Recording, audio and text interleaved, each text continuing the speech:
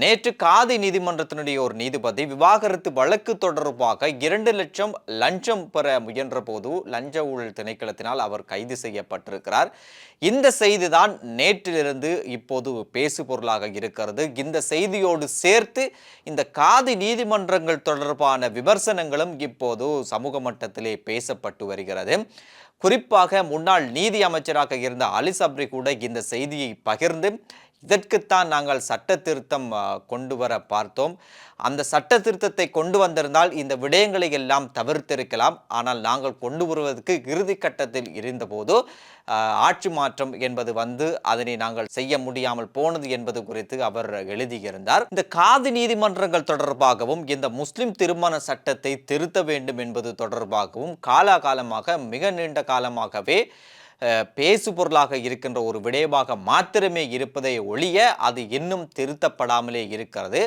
ஆனால் எல்லோரும் இதை திருத்த வேண்டும் என்கின்ற ஒரு மனநிலையில் இருந்தாலும் எதை திருத்த வேண்டும் என்பது குறித்து பலதரப்பட்டவர்களிடையே ஒரு கருத்து முரண்பாடு நிலவுகின்ற காரணமாக இது திருத்தப்படாமலே இருந்து வருகிறது. ஒரு முஸ்லிம் ஒருவர் கூட நீதி அமைச்சராக கேபினட் அமைச்சராக இருந்த கால பகுதியில் கூட இது திருத்தப்படாமல் இருந்தது என்பதுதான் ஒரு துரதிர்ஷ்டவசமான ஒரு விடயமாகவே பார்க்க வேண்டி இருக்கிறது. இந்த காதி நீதிபதிகள் தொடர்பாக அண்மை காலமாக பல குற்றச்சாட்டுகள் இவ்வாறு எழுந்து வருவதை காணக்கூடியதாக இருக்கிறது. எனக்கு தெரிந்து கடந்த காலங்களில் ஒரு பிரதேசத்தில் அந்த காதி நீதிபதி தொடர்பாக எழுந்த குற்றச்சாட்டின் காரணமாக அந்த பிரதேச மக்கள் ஆர்ப்பாட்டம் செய்து அதன் பிறகு அவர் அந்த பதவியிலிருந்து நீக்கப்படுகிறார். இன்னும் ஒரு பிரதேசத்தில் ஒரு சட்டத்தரணி காதி நீதிபதியாக நியமிக்கப்பட்டிருந்தார். ஆனால் இந்த காதி நீதிபதி தொடர்பான வழக்கு அல்லாமல் வெளியில் பொதுவான நீதிமன்றத்திலே அவர் சட்டத்தரணியாக வாதிடுகின்ற போது அங்கு அவர் லஞ்சம் பெற்ற குற்றச்சாட்டிற்காக கைது செய்யப்பட்டு 1 மாத காலம் சிறையில் இருந்த சம்பவமும் நடந்திருக்கிறது. அவர் காதி நீதிபதியாக இருக்கின்ற போது இந்த காதி நீதிமன்றத்தில் அவர் நடந்து கொள்கின்ற விதம் குறித்தும் ஒரு குற்றச்சாட்டு எழுந்து அவருக்கு எதிராக நீதி சேவை ஆணைக்குழுவில் மேன்முறையீடு செய்யப்பட்டும் அது குறித்து இன்னும் எந்த நடவடிக்கை எடுக்கப்படாத ஒரு சூழ்நிலையும் இருக்கின்றது. அதே போன்று கடந்த காலங்களிலே இன்னும் ஒரு பிரதேசத்தில் இன்னும் ஒருவர் இந்த மாதிரியான ஒரு லஞ்சம் பெற முயன்ற போதும் கைது செய்யப்பட்டிருக்கிறார். இவ்வாறு இந்த காதி நீதிபதிகள் தொடர்பாக அண்மை காலமாக பல குற்றச்சாட்டுகள் வந்து கொண்டிருக்கின்ற வேளையில் கூடுதலான குற்றச்சாட்டு என்பது இந்த லஞ்ச ஊழல் குறித்து தான் இருந்து வருகிறது. உண்மையிலே இவர்கள் லஞ்சம் எடுத்திருந்தால் கைது செய்யப்படுவது என்பது தவறில்லை, கைது செய்யப்பட்டே ஆக வேண்டும். ஆனால் இங்க இருக்கின்ற பிரச்சனை என்றவென்றால் இவர்கள் லஞ்ச ஊழல் செய்வதற்கான அந்த வாய்ப்பு என்பது இப்போதைய காதி நீதிமன்றத்தினுடைய அந்த கட்டமைப்பில் இருக்கிறது என்பதுதான் இந்த பிரச்சனை. எனவே இந்த கட்டமைப்பை திருத்த வேண்டும் என்பதுதான்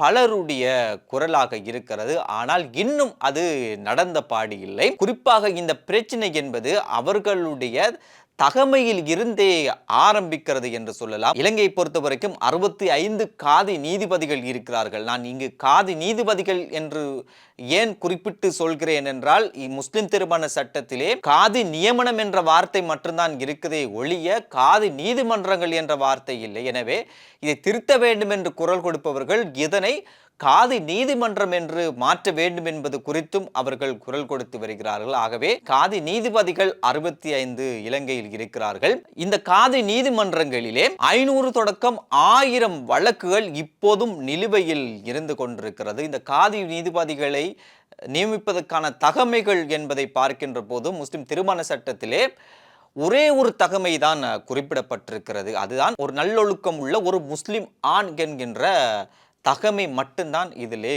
குறிப்பிடப்பட்டிருக்கிறது. பொதுவாக வெளியிலே மற்ற நீதிமன்றத்தினுடைய நீதிபதிகளை பார்க்கின்ற போது அவர்கள் அதற்கான தகமைகள் என்று வரையறுக்கப்பட்டிருக்கிறது சட்டத்திலே. அதே போன்று அவர்கள் பரீட்சை எழுதி அதிலே சித்தி அடைந்து அவ்வாறுதான் அவர்கள் நீதிபதிகளாக ஆக முடியும் என்கின்ற ஒரு பெரிய ஒரு முறைமை இருக்கிறது. எனவே இந்த காதி நீதிபதிகளுக்கான ஒரே ஒரு தகமை முஸ்லிம் திருமண சட்டத்திலே குறிப்பிடப்பட்டிருப்பது நல்லொழுக்கம் உள்ள ஒரு முஸ்லிம் ஆண். எப்படி ஒருவரை ஒரு நல்லொழுக்கம் உள்ள இவர் ஒரு முஸ்லிம் ஆண் என்பதை தெரிவு செய்ய முடியும்? இதை யார் தெரிவு செய்வார்கள்? இதற்கான அளவுகோல் என்பது என்ன? இது எப்படி இவர் நல்லொழுக்கம் உள்ள ஒரு முஸ்லிம் ஆண் என்பதை பார்க்க முடியும்? எனவேதான் இந்த காதி நீதிபதிகளுடைய தகமைகளை வரையறுக்க வேண்டும் என்பது குறித்தும் பேசப்பட்டு வருகிறது. அவர்களுடைய தகமை வரையறுக்கப்படுவது மட்டுமல்லாமல் அந்த தகமை என்பது சட்டமாக்கப்பட வேண்டும் என்பது குறித்தும் பேசி வருகிறார்கள். அண்மையிலே நீதிச்சேவை ஆணைக்குழு காதி நீதிபதிகளுக்கான ஒரு விண்ணப்ப படிவத்தை கோரியிருந்தது. அதிலே அவர்கள் பல தகமைகளை குறிப்பிட்டிருந்தாலும் அந்த தகமைகள் என்பது முஸ்லிம் திருமண சட்டத்திலே இருக்கின்ற தகமைகள் இல்லை. அதில் இருக்கின்ற ஒரே ஒரு தகமையை தவிர அவர்கள் குறிப்பிட்ட ஒரு தகமை தான் ஒரு முஸ்லிம் ஆண் என்று அவர்கள் குறிப்பிட்டிருக்கிறார்கள். அது முஸ்லிம் திருமண சட்டத்திலே இருக்கின்ற ஒரு தகமை என்பதால் அதை இங்கே அவர்கள் குறிப்பிட்டிருக்கிறார்கள். மற்ற தகமைகள் என்பது இந்த காது நீதிபதிகள் தொடர்பாக அண்மை காலமாக வருகின்ற இந்த குற்றச்சாட்டுகள் காரணமாக அவர்கள் செய்த ஒரு நல்ல வேலையாக அவர்கள் இன்னும் வேறு வேறு தகமைகளை அதிலே சேர்த்திருக்கிறார்கள். ஆனால் அது சட்டத்தில் இல்லாத ஒரு விடயமாகவே அது இருக்கிறது. எனவே இவர்களுடைய தகமைகளை ஒரு சட்டத்தின் அடிப்படையில் வரையறுத்து சட்டத்துக்கு உட்படுத்தப்பட வேண்டும் என்பதுதான் பலருடைய கோரிக்கையாகவும் இருக்கிறது. காதி நியமனம் என்றுதானே சட்டத்தில் குறிப்பிடப்பட்டிருக்கிறது. ஆகவே இந்த காதி நீதிபதி நினைத்தால் எங்கு வேண்டுமென்றாலும் இருந்து கொண்டு அவருடைய அந்த வழக்குகளை பார்க்க முடியும் என்கின்ற ஒரு சூழ்நிலை தான் இப்போது இருந்து வருகிறது. இதற்கு ஒழுங்கான கட்டிடங்கள் கூட இல்லை. காதி நீதிமன்ற கட்டிடங்கள் கூட இல்லை. நீதி அமைச்சராக ஒரு காலத்தில் இருந்த ரவுஃப் ஹக்கீம் கூட அவர் மீது பல விமர்சனங்கள் இருந்தாலும் அவர் செய்த ஒரு நல்ல வேலை தான் இந்த காதி நீதிமன்றங்களுக்கு கிட்டத்தட்ட ஒரு 10 கட்டிடங்கள் அளவில் அவர் கட்டி கொடுத்திருந்தார். ஆனால் அவர் கட்டி கொடுத்த இந்த கட்டிடங்கள் இப்போது பராமரிப்பு இல்லாத ஒரு சூழ்நிலை தான் இருந்து வருகிறது. எனவே இந்த காதி நீதிமன்றங்களுக்கு இந்த கட்டிடங்களை கட்டி கொடுப்பதற்கு இங்கிருக்கின்ற முஸ்லிம் அரசியல்வாதிகள் அழுத்தம் கொடுக்க வேண்டும். அதே போன்று முஸ்லிம் அரசியல்வாதிகளுக்கு அழுத்தம் கொடுப்பதற்கு இங்கிருக்கின்ற முஸ்லிம் சமூகத்தில் இருக்கின்ற மற்றவர்கள் முஸ்லிம் அரசியல்வாதிகளுக்கு அழுத்தம் கொடுக்க வேண்டும்.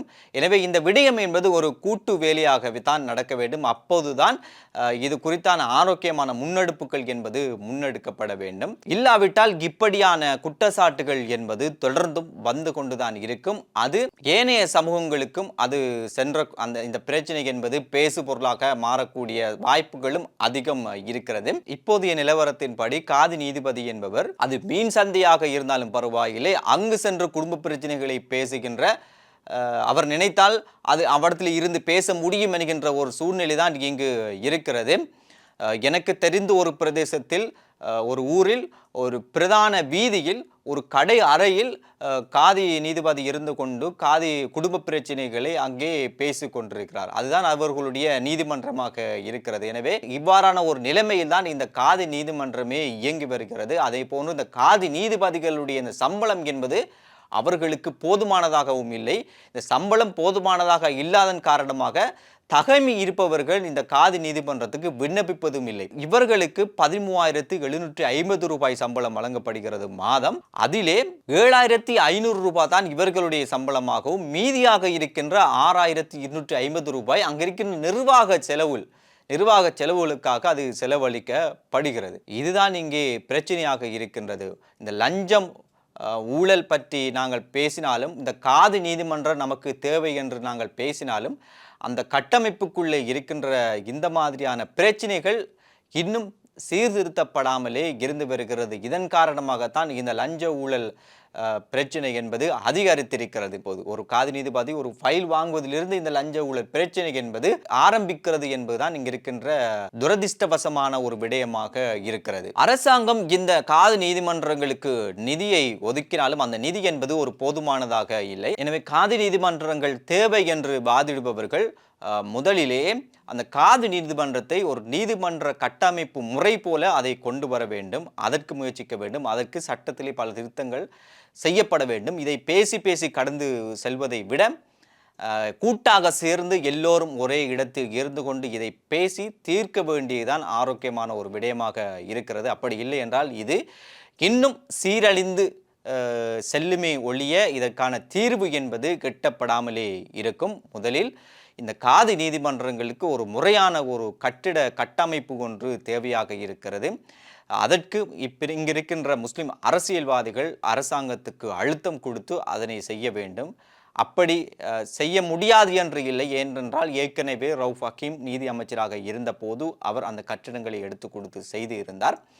அப்படி இல்லாவிட்டால் அந்த கட்டிடங்களை கட்டும் வரைக்கும் இங்கிருக்கின்ற பிரதான வெளியில் இருக்கின்ற பொதுவான அந்த நீதிமன்றத்திலே சனி ஞாயிறு தினங்களில் அவர்களுக்கான ஒரு இடத்தை ஒதுக்கி இந்த வழக்குகளை அங்கே சென்று பேசுவதற்கான ஒரு வாய்ப்பை அரசாங்கத்திடம் கோரலாம். அதனையும் இந்த முஸ்லிம் அரசியல்வாதிகள் செய்ய வேண்டும். முஸ்லிம் அரசியல்வாதிகளுடைய தலையில் போடாமல் அதை செவிப்பதற்காக வேண்டி ஏனைய சிவில் அமைப்புகள், முஸ்லிம் சமூகத்தில் இருக்கின்ற சிவில் அமைப்புகள் முஸ்லிம் அரசியல்வாதிகளுக்கு அழுத்தம் கொடுத்து அதை செய்விக்க வேண்டும். அதே போன்று அப்படித்தான் வாழைச்சேனை பிரதேசத்திலே நீதவான் நீதிமன்றத்திலேயே இந்த காதி நீதிமன்ற நடவடிக்கைகள் அங்கு சனி ஞாயிறு தினங்களிலே நடந்து வருகிறது.